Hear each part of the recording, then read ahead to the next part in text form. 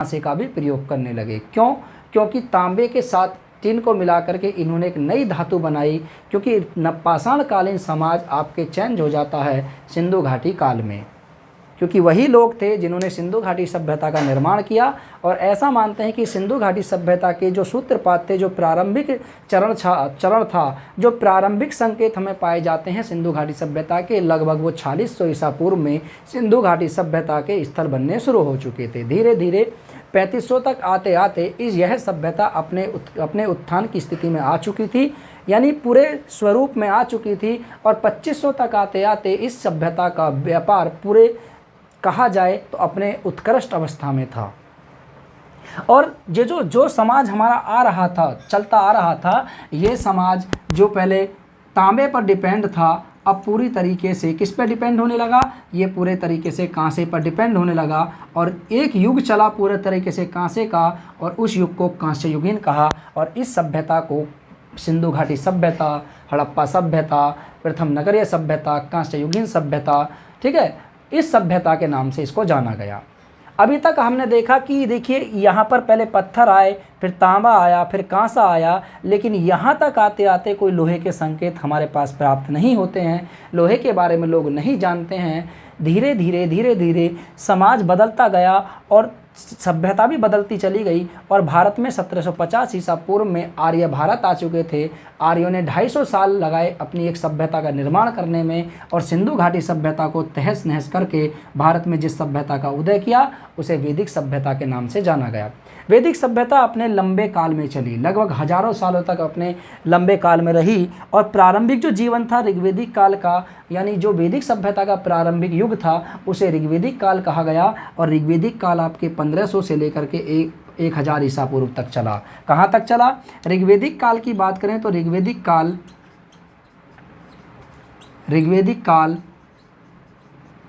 1500 BC से, यानी 1500 ईसा पूर्व से 1000 ईसा पूर्व तक चला। और जब 1000 ईसा पूर्व नज़दीक आया, उसी समय वैदिक सभ्यता के लोगों ने एक नई धातु की खोज करी। उस धातु का नाम था लोहा। तो लोहे की खोज हो जाती है। लोहे की खोज कहाँ होती है? लोहे की खोज 1075 BC के आसपास, लगभग कितना? 1075 BC के आसपास हम कह सकते हैं, या 1000 ईसा पूर्व के आसपास कहाँ से खोज होती है? लोहे की खोज की बात करें तो यह खोज, यानी लोहे की खोज यह कहाँ से होती है? लोहे की खोज यह होती है उत्तर प्रदेश के, कहाँ से? उत्तर प्रदेश, यूपी के एटा जिले के अंतरजी खेड़ा से। यह उत्तर प्रदेश के एटा जिले के अंतरजी खेड़ा से लोहे की खोज होती है। 1000 ईसा पूर्व में लोहे की खोज होती है। और लोहे की खोज के साथ साथ मानव, यहाँ का ऋग्वेदिक काल का जो मानव था वो लोहे के प्रयोग के बारे में नहीं जानता था। लोहे की खोज तो हो चुकी थी आपके 1000 ईसा पूर्व में, लेकिन लोहे के बारे में ये लोग नहीं जानते कि लोहे का प्रयोग हम कैसे करेंगे। धीरे धीरे जीवन चलता रहा। और अभी भी मानव किस पर डिपेंड है? यहाँ पर कांसे और तांबे पर ही डिपेंड है। धीरे धीरे लगभग 950 ईसा पूर्व के आसपास आकर के मानव ने पहली बार लोहे का प्रयोग किया।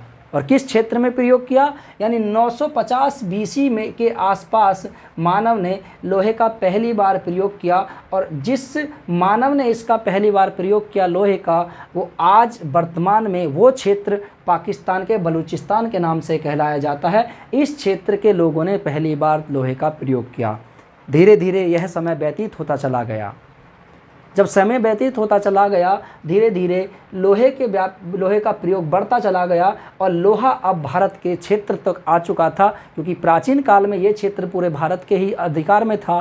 क्योंकि अब आप देख सकते हैं कि 1947 के बाद ये चीज़ें अलग हुई हैं, लेकिन पहले भी भारत में था, तो ये हिस्सा भी भारत का ही था। लेकिन आज वर्तमान की बात करें कि लोहे का प्रयोग कहाँ की ओर आया, तो लगभग 850 ईसा पूर्व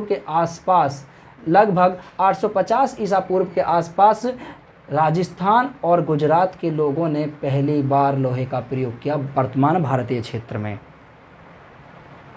इन लोगों ने 850 ईसा पूर्व के खोज कहाँ हुई, हमारी 1000 ईसा पूर्व के आसपास, और लोगों ने भारत वाले क्षेत्र में 850 ईसा पूर्व के यानी 150 वर्षों बाद लोहे का प्रयोग करना शुरू किया। भारत वाले क्षेत्र में धीरे धीरे लोहे का प्रयोग बढ़ता चला गया, और जब लोहे का प्रयोग बढ़ता चला गया तो लोहे के व्यापक प्रयोग के कारण ये जो क्षेत्र था राजस्थान और गुजरात वाले क्षेत्र से हट करके ये क्षेत्र थोड़ा और जगह पहुंच चुका था, और ये उस क्षेत्र में पहुंचा जिसे आज हम गंगा और यमुना का दोआब क्षेत्र कहते हैं। यहाँ पर लोहे का व्यापक रूप से प्रयोग होने लगा। धीरे धीरे समय बदलता चला गया और मानव का जीवन भी थोड़ा सा स्थिर होने लगा। जो मानव पहले पशुपालन पर निर्भर था, ऋग्वेदिक काल का समाज जो पशुपालन पर निर्भर था, पूरी तरीके से पशुओं को पालना इनका कार्य था, अब इनका व्यवसाय थोड़ा कुछ चेंज हो गया और अब ये पशुपालन को छोड़ करके पूरी तरीके से कृषि पर निर्भर होने लगे। समय व्यतीत होता चला गया, लोहे का प्रयोग बढ़ता चला गया। धीरे धीरे मानव को समझ में आया कि लोहा हमारे जीवन में सबसे महत्वपूर्ण है और लोहे के बगैर हम कुछ नहीं कर सकते। लोहा आया, लोहा लेकर आए और लोहे का प्रयोग गंगा वाले क्षेत्र में होने लगा, और मुख्य तौर पर 6ठी शताब्दी ईसा पूर्व में लोहे का प्रयोग जिस क्षेत्र में हुआ उसे आज वर्तमान में उत्तर प्रदेश का गंगा और बिहार वाला क्षेत्र कहते हैं। ठीक है, यहाँ तक समझ में आया? ठीक है, चलिए अब मैं इसको हटा देता हूँ। अब मैं यहाँ से अब बात करता हूँ, अब चलेंगे हम महाजनपद काल में। यहाँ तक तो मैंने कहानी बताई है आपको, अब हम महाजनपद काल में चलते हैं। ठीक है, चलिए एक बार फिर से देख लेना। लोहे की खोज 1075 या 1000 ईसा पूर्व में लोहे की खोज हुई थी। लोहे की खोज के कारण लोहे का व्यापक रूप से जो प्रयोग हुआ वो कहाँ हुआ, तो 6ठी शताब्दी ईसा पूर्व में यानी 600 BC में। ठीक है, उत्तर प्रदेश यानी गंगा का क्षेत्र वर्तमान उत्तर प्रदेश एवं बिहार, उत्तर प्रदेश एवं बिहार में व्यापक रूप से लोहे का प्रयोग, लोहे का उपयोग शुरू होने, ठीक है, लोहे का उपयोग होने लगा, जिसके कारण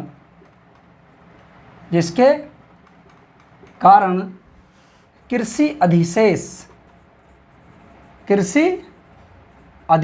बचने लगा।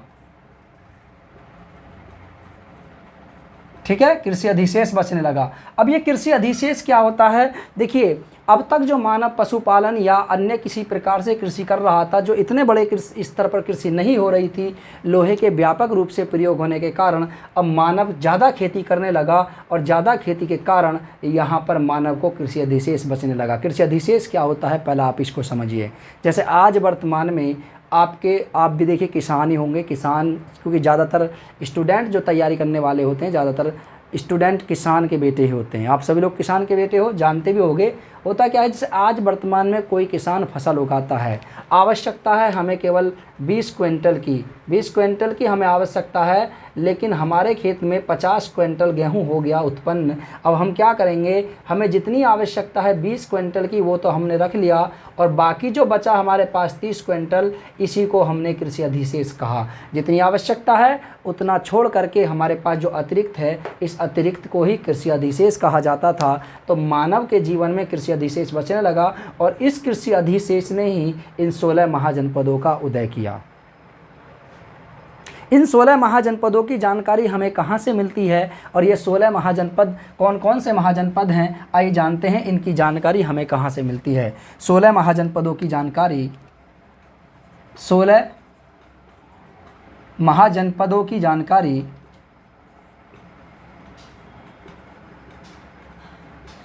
जानकारी हमें 2 ग्रंथों से मिलती है। और 2 ग्रंथ कौन कौन से होते हैं, देखिए 2 धर्म चले थे उस समय, और उन्हीं 2 धर्मों में से 2 ग्रंथ आते हैं। एक आता है बौद्ध ग्रंथ अंगुत्तर निकाय, बौद्ध ग्रंथ अंगुत्तर निकाय,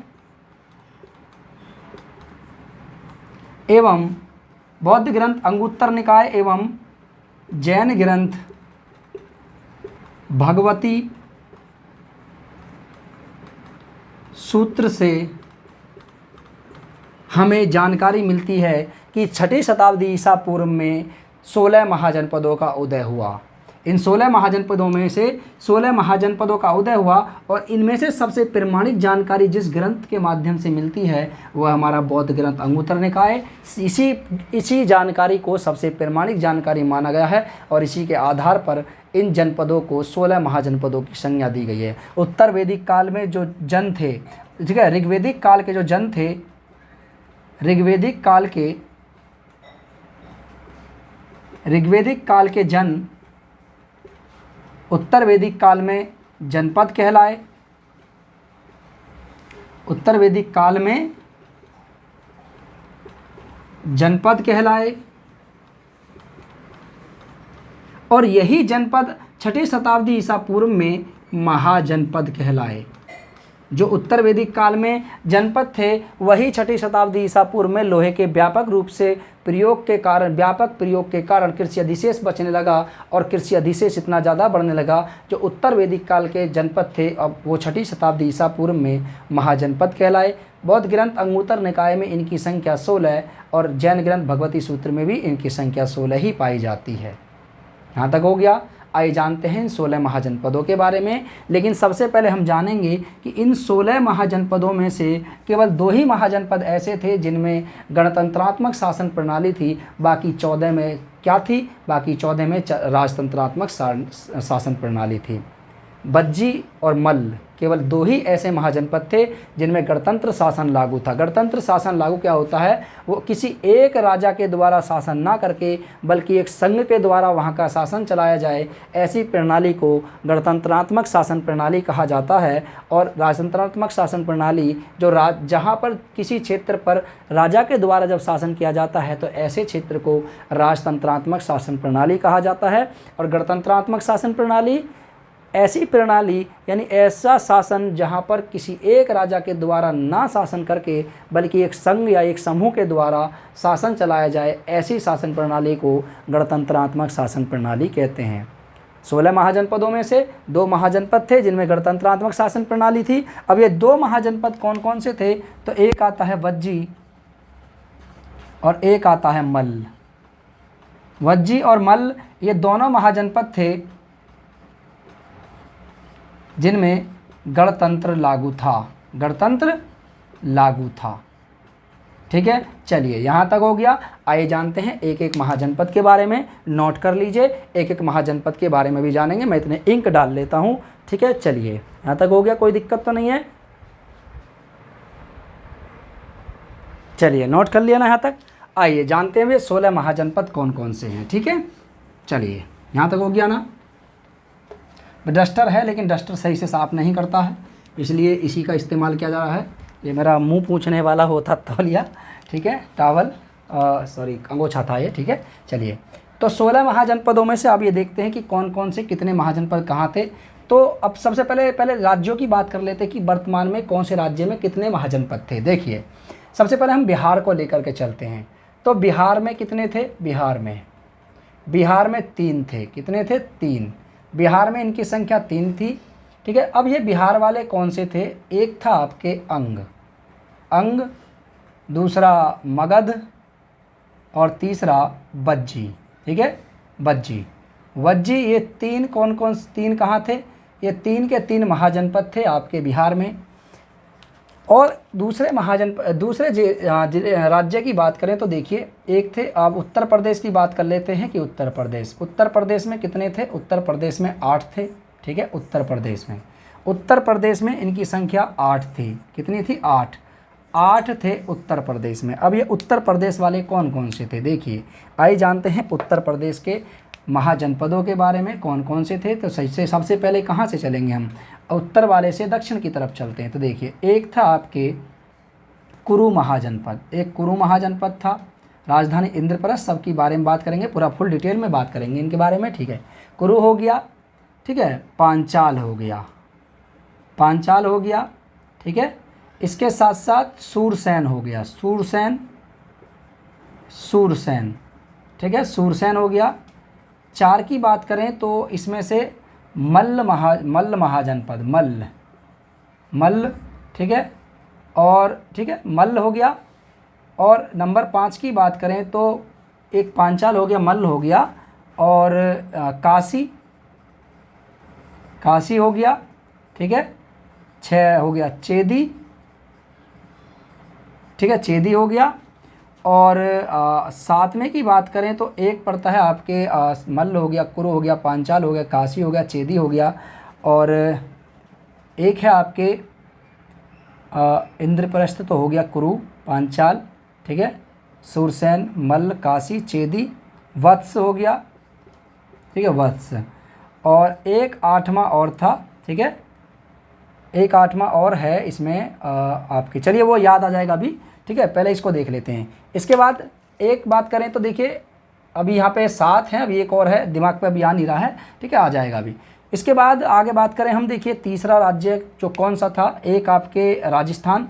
राजस्थान में कौन सा था, तो राजस्थान की बात कर लेते हैं, राजस्थान, ठीक है, राजस्थान की बात करें तो राजस्थान में कौन सा था, तो राजस्थान में आपके था, यहाँ पे देख सकते हैं हम राजस्थान वाले के, तो इसका नाम था मत्स्य महाजनपद। कौन सा था, मत्स्य महाजनपद, ठीक है, मत्स्य महाजनपद। राजधानी इसकी विराटनगर थी। इसके साथ अगर हम बात करें देखिए नंबर 4 की, तो एक था आपके वर्तमान मध्य प्रदेश में, यानी मध्य प्रदेश। और मध्य प्रदेश में कौन सा महाजनपद था, इसकी बात करें तो इसका नाम था अवंती, ठीक है, अवंती। तो अवंती, ठीक है। और जो 8वां जो था ना, मैं कह रहा था याद आ जाएगा, देखिए इसका नाम था कौशल, ठीक है, क्या नाम था, कौशल। राजधानी इसकी श्रावस्ती होती है, कौशल। 8 ही हो गए। अवंती मध्य प्रदेश में, राजधानी इसकी 2 होती हैं, सबकी अभी बताऊंगा, फुल डिटेल में एकदम अच्छी तरीके से हम बात करेंगे, फुल डिटेल में ही इसके बारे में हम जानेंगे। चलिए यहाँ तक हो गया मध्य प्रदेश में अवंती। एक इसका था कहाँ पर, एक 5वें राज्य की बात करें तो एक राज्य था आपके आंध्र प्रदेश, ठीक है। आंध्र प्रदेश में कौन सा महाजनपद था, तो इसका नाम था, ठीक है, आंध्र प्रदेश में जो राज्य था इसका नाम था अस्मक। क्या नाम था, अस्मक महाजनपद था। आगे बात करें, ये तो हो गए हमारे भारत वाले। भारत में कितने थे देखिए, 3 बिहार में अंग, मगध, बज्जी, ये कितने थे, ये कितने महाजनपद थे, 3 महाजनपद आपके कहाँ थे, 3 महाजनपद आपके बिहार में थे। उत्तर प्रदेश की बात करें तो कुरु, पांचाल, सूरसेन, मल्ल, काशी, चेदी, वत्स, कौशल, ये 8 महाजनपद कहाँ थे, उत्तर प्रदेश में। राजस्थान की बात करें तो मत्स्य महाजनपद, मध्य प्रदेश की बात करें तो अवंती, आंध्र प्रदेश की बात करें तो अस्मक महाजनपद। ये कुल मिलाकर के 14 महाजनपद भारत में थे। अब 2 महाजनपद कौन कौन से थे, तो 2 थे आपके, ये तो भारत में कितने थे, भारत में कुल मिलाकर के 14। तो भारत में कुल महाजनपदों की संख्या वर्तमान भारत में, ठीक है, वर्तमान भारत में महाजनपदों की संख्या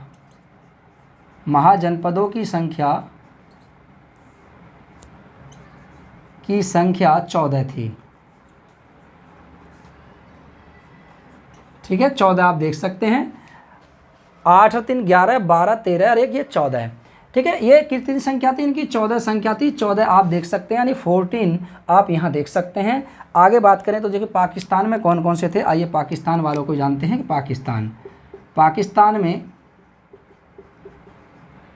पाकिस्तान में 2 महाजनपद थे। कितने थे, 2 महाजनपद।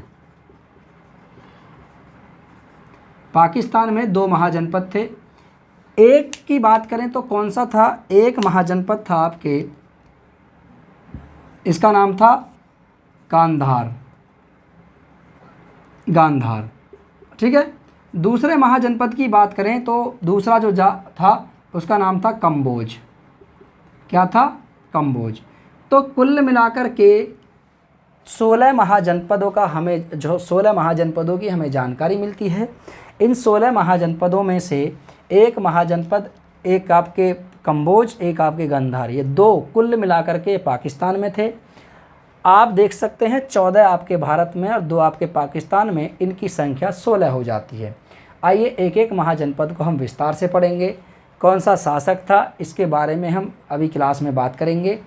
एक एक महाजनपद को हम देखेंगे। आइए शुरू करते हैं महाजनपदों को लेकर के क्लास को। ठीक है, यहाँ तक हो चुका है आपका, इनको नोट कर लेना चाहे तो, वरना एक एक के बारे में तो हम लिखेंगे ही। चलिए, पहला महाजनपद, पहला चलते हैं हम अंग को लेकर के। क्या इसको लेकर के? अंग महाजनपद। तो आइए जानते हैं पहला महाजनपद, इसका नाम था अंग। ठीक है, अंग।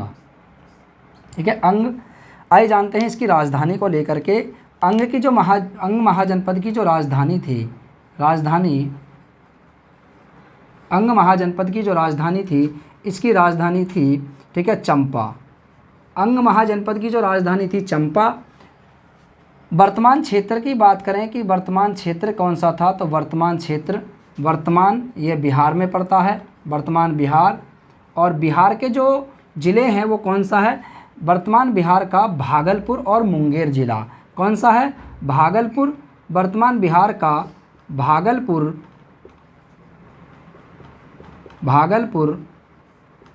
एवं मुंगेर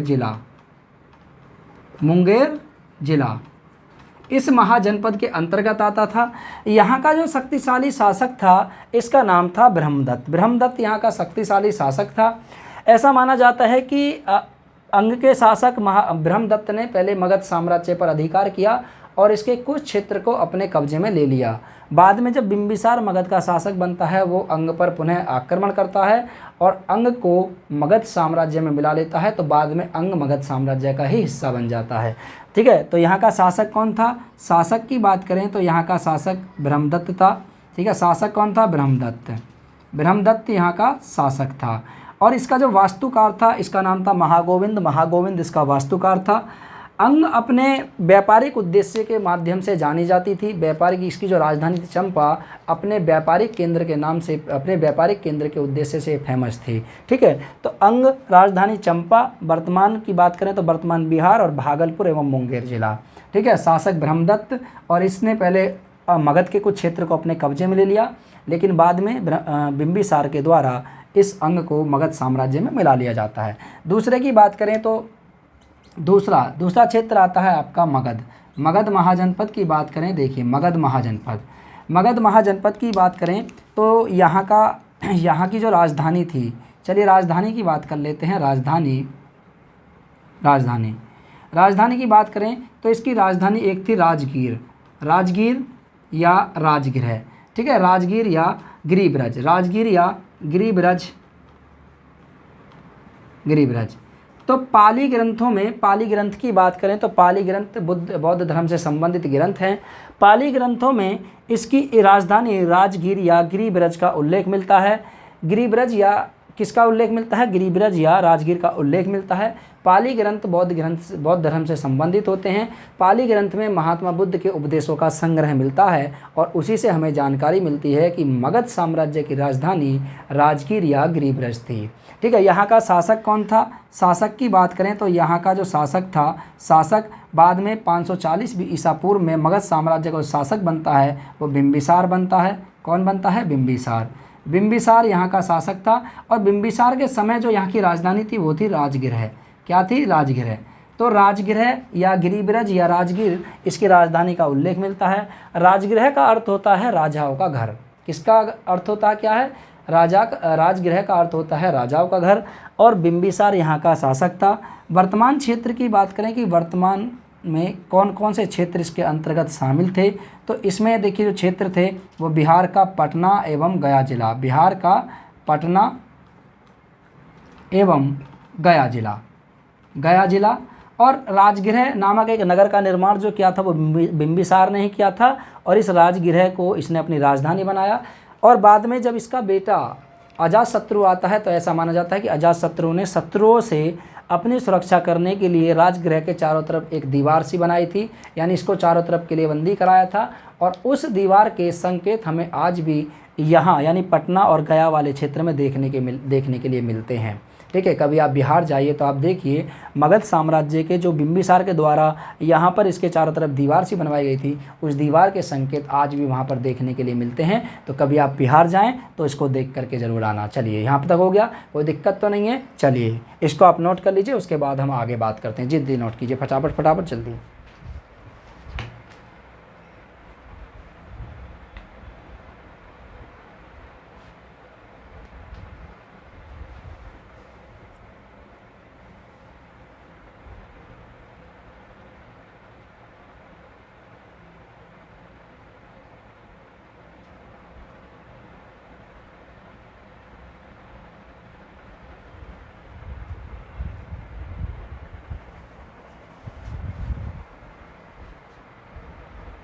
यहाँ तक हो गया। चलिए आगे चलें, आगे बात करते हैं। आइए जानते हैं अगले महाजनपद के बारे में। यहाँ तक आपने नोट कर लिया होगा। चलिए अगला जो जनपद आता है बिहार का ही है, वो भी महाजनपद, और इस महाजनपद को हम जानते हैं वज्जी संघ के नाम से। किसके नाम से? वज्जी महाजनपद। चलिए ठीक है, वज्जी महाजनपद। तो वज्जी महाजनपद की बात करें तो देखिए यहाँ पर, चलिए इसकी राजधानी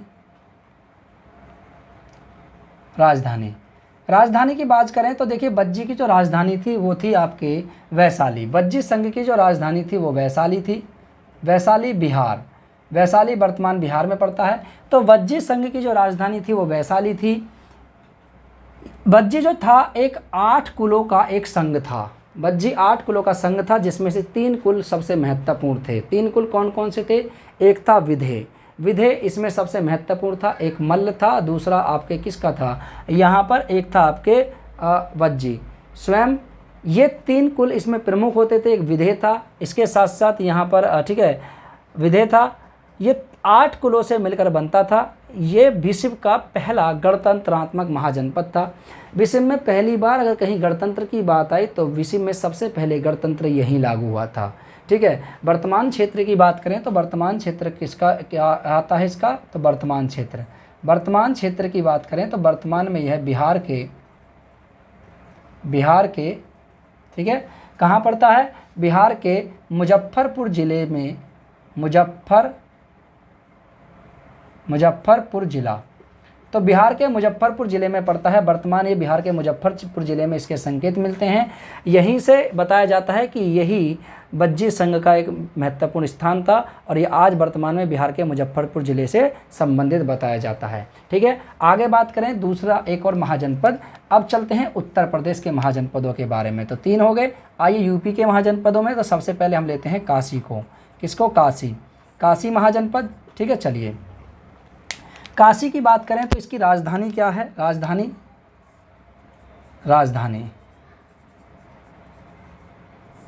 काशी महाजनपद की जो राजधानी थी वो थी काशी की राजधानी क्या थी? वाराणसी।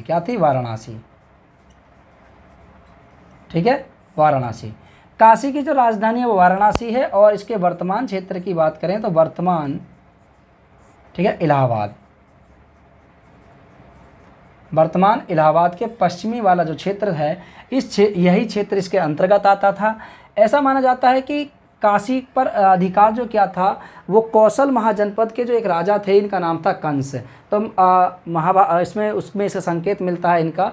तो ऐसा माना जाता है कि कौशल के एक राजा थे कंस, इन्होंने ही काशी पर आक्रमण करके काशी को अपने अधिकार में ले लिया था। तो काशी पर आक्रमण करने वाले जो व्यक्ति थे उनका नाम था राजा कंस, और इन्होंने काशी पर अधिकार किया और इसको कौशल महाजनपद में मिला लिया। तो काशी पर किसका अधिकार हो गया था? कौशल का। ठीक है। तो चलिए अब कौशल की ही बात करते हैं वर्तमान इलाहाबाद में। अब बात करते हैं हम कौशल की। तो अगला जनपद कौन सा आएगा? ये 4 हो गए। 5वें की बात करते हैं कौशल। कौन सा? कौशल। ठीक है। चलिए कौशल महाजनपद की बात करें तो यह इस महाजनपद के अंतर्गत, पहले इसकी राजधानी देखते हैं। राजधानी कौशल महाजनपद की जो राजधानी थी वो थी श्रावस्ती इसकी राजधानी थी। वर्तमान क्षेत्र की बात करें तो वर्तमान ठीक है श्रावस्ती के सहेत महेत गांव इसके अंतर्गत आते हैं। यहीं का राजा था कंस। ठीक है। कंस ने काशी पर अधिकार किया और काशी को अपने अधिकार में ले लिया। काशी पर आक्रमण किया और काशी को अपने अधिकार में ले लिया। यही सहेत महेत श्रावस्ती इसकी राजधानी थी। ऐसा माना जाता है कि जो शाक्य कुल के राजा थे, ठीक है, जो जिसमें महात्मा बुद्ध का जन्म हुआ था शाक्य कुल में, वहाँ के जो शाक्यगढ़ था वो कौशल के ही अंतर्गत आता था। ऐसा मानते हैं कि कंस के मरने के बाद इसका बेटा महाकौशल यहाँ का राजा बना। महाकौशल कंस का बेटा था। किसका? कंस का। ऐसा मानते हैं कि कंस के बाद कौन आया? महाकौशल आया।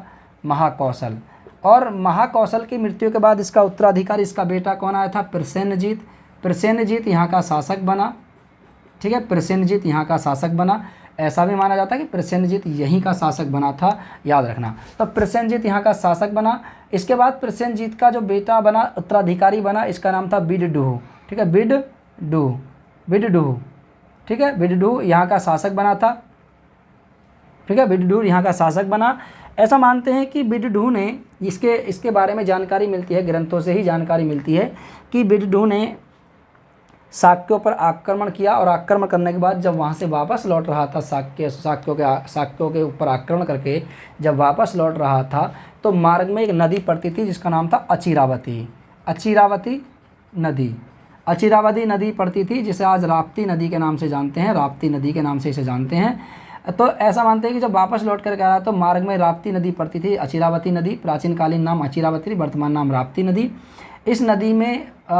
इस नदी को पार करते समय नदी में ही ये बह गया था, और इस तरीके से पूरी तरीके से इसका ये समाप्ति हो चुकी थी। किसकी? यहाँ से इसकी। तो कौशल महाजनपद की राजधानी श्रावस्ती। ठीक है, श्रावस्ती। और यहाँ का शासक पहले कंस था। कंस ने ही काशी पर आक्रमण किया, इसने अपने अधिकार में ले लिया। इसके बाद इसका बेटा बना था महाकौशल, उसके बाद फिर प्रसेनजीत के शासनकाल में माना जाता है कि प्रसेनजीत की जो बहन थी महाकौशला का बिंबिसार के साथ विवाह हुआ, और कौशल और मगध का आपस में संबंध बहुत अच्छे हो गए थे। और क्योंकि मगध के शासक बिंबिसार के साथ ही इसकी बहन का विवाह हुआ था, यहाँ से इनके संबंध बहुत अच्छे हो गए, और प्रसेनजीत ने बिंबिसार को दहेज के रूप में काशी दान दिया। काशी से बहुत ज़्यादा आय प्राप्त होती थी यहाँ से, और जब काशी से बहुत ज़्यादा मात्रा में आय प्राप्त होती थी तो इसको नहीं छोड़ना चाहते थे। बाद में जब बिंबिसार की हत्या हो जाती है, बिंबिसार को मार दिया जाता है किसके द्वारा? अजातशत्रु के द्वारा। तो बाद में प्रसेनजीत और अजातशत्रु के मध्य युद्ध होता है, किसको लेकर के? काशी को लेकर के ही। कभी प्रसेनजीत जीत जाता है, कभी अजातशत्रु जीत जाता है, फिर से प्रसेनजीत जीत जाता है। जब युद्ध का कोई परिणाम नहीं निकलता है, अंतोगत्वा ये होता है कि प्रसेनजीत अपनी पुत्री का विवाह, पुत्री का नाम होता है बाजीरा, तो अपनी पुत्री बाजीरा का विवाह किसके साथ कर देता है? अजातशत्रु के साथ कर देता है, और अजातशत्रु को पुनः काशी फिर से वापस मिल जाता है। काशी को लेकर के लड़ाई हुई थी, काशी फिर से दहेज में उसी को मिल जाता है। पहले इसके पिता बिंबिसार को मिला, फिर उसके बाद अजातशत्रु को मिला। तो वो शासक कहाँ का था? कौशल का ही। वर्तमान क्षेत्र सहित महित श्रावस्ती के 2 गाँव पड़ते हैं। ठीक है, इसको नोट कर लीजिए। ठीक है, चलिए यहाँ तक हो गया, जल्दी कीजिए नोट फटाफट इसको।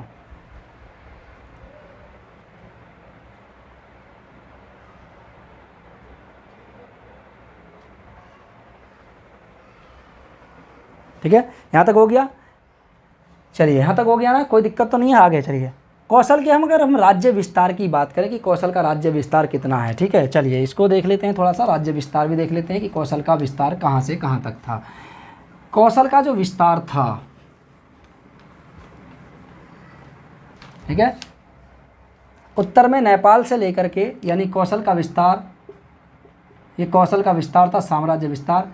यहाँ नेपाल से लेकर के, ठीक है, नीचे एक नदी बहती थी, यहाँ से एक नदी बहती थी यहाँ पे, तो दक्षिण में एक नदी बहती थी, यहाँ पर इसका विस्तार था। यहाँ पर एक गंडक नदी बहती थी, गंडक, इधर इसका गंडक तक विस्तार था। यहाँ पर एक सई नदी बहती थी, सई नदी। कौन सी? सई नदी।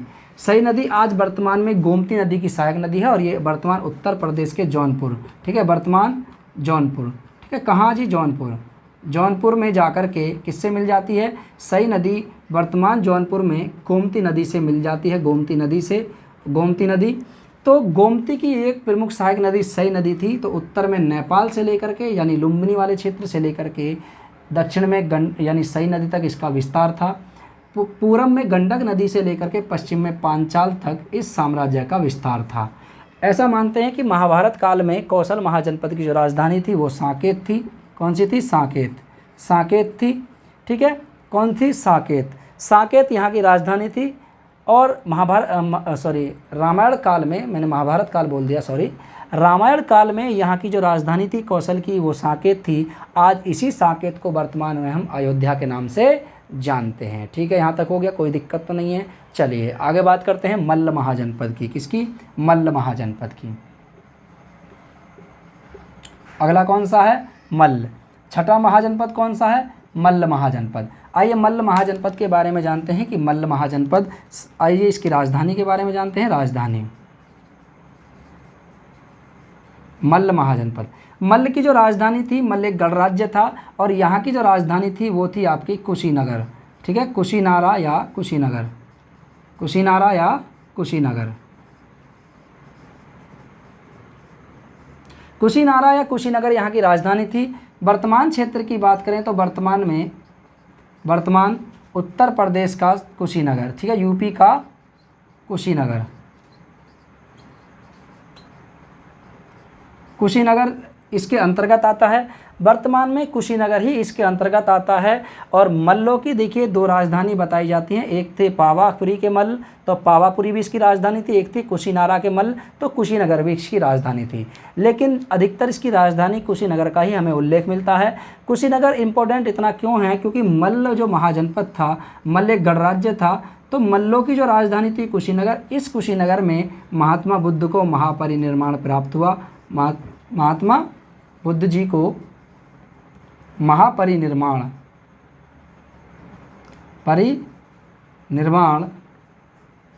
प्राप्त हुआ। कब? 483 ईसा पूर्व में, 483 बीसी में महात्मा बुद्ध जी को महापरिनिर्वाण यहीं प्राप्त हुआ। और इसी के साथ साथ जो मल्लों की दूसरी राजधानी बताई जाती है जिसका नाम है पावापुरी, तो पावापुरी के मल्लों में महावीर स्वामी जी की मृत्यु हुई। ठीक है, तो पावापुरी के मल्लों में ठीक है महावीर स्वामी जी की मृत्यु हुई। महावीर स्वामी जी, इनकी मृत्यु हुई थी। महावीर स्वामी कौन थे? महावीर स्वामी जी कौन थे? तो इनकी बात करें तो महावीर स्वामी जी जैन धर्म के 24वें तीर्थकर थे। और 24वें तीर्थकर जो महावीर स्वामी थे, इनकी मृत्यु मल्लों की राजधानी पावापुरी में ही हुई थी, ऐसा माना जाता है। लेकिन मल्लों की जो वास्तविक राजधानी वो कुशीनगर को मानते हैं और वर्तमान क्षेत्र आपका कुशीनगर, कुशीनारा। ठीक है, चलिए यहाँ तक हो गया, कोई दिक्कत तो नहीं है। आगे हम बात करते हैं वत्स महाजनपद की। ठीक है, चलिए यहाँ तक नोट कर लीजिए, फिर आगे बात करते हैं। ठीक है, चलिए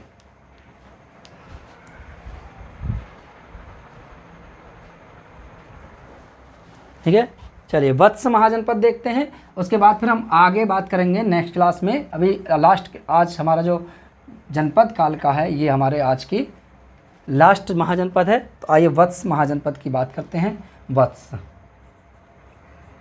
वत्स महाजनपद, ठीक है।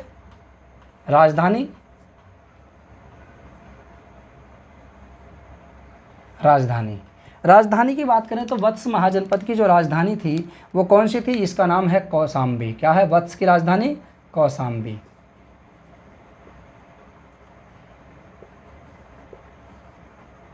कौशाम्बी इसकी राजधानी थी। वर्तमान क्षेत्र की बात करें तो वर्तमान क्षेत्र कौन सा पड़ता है? वर्तमान क्षेत्र पड़ता है वाराणसी वाला। कौन सा? वाराणसी। वर्तमान वाराणसी, ठीक है। काशी जो वाराणसी वाला क्षेत्र है, वाराणसी एवं इलाहाबाद, वाराणसी एवं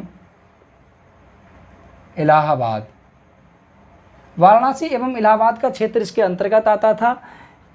विष्णु पुराण से हमें पता चलता है कि हस्तिनापुर के एक शासक थे जिनका नाम था निच्छु। निच्छु हस्तिनापुर के शासक थे।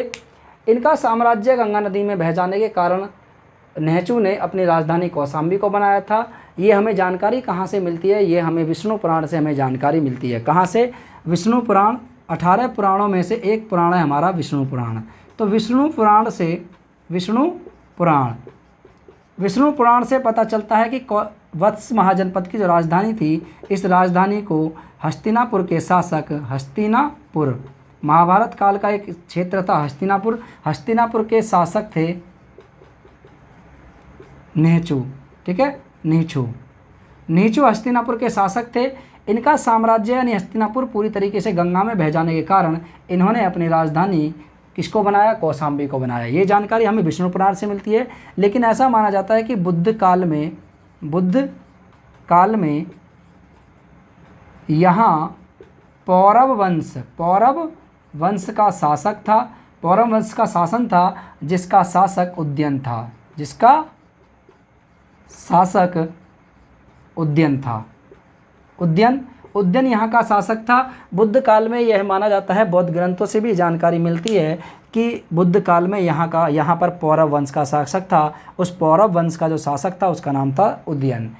उज्जैन का, ठीक है, अवंती के शासक चंडप्रघोत के साथ, अवंती के शासक चंडप्रघोत के साथ शत्रुता थी।